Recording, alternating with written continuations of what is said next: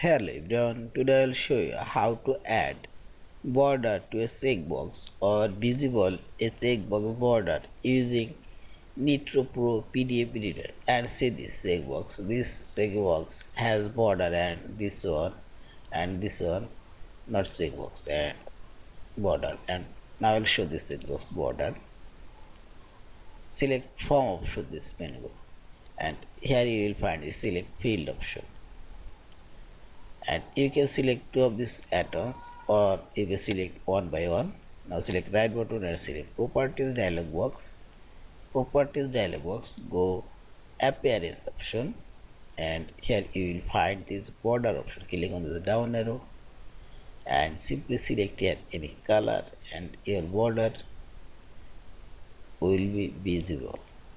And see this and this one also border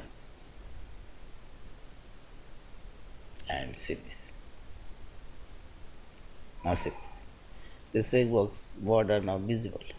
Yeah, in this way you can show a checkbox border. And finally select this file option, save or save as a fillable PDF form. Thank you for watching. Please subscribe, like, share and comments.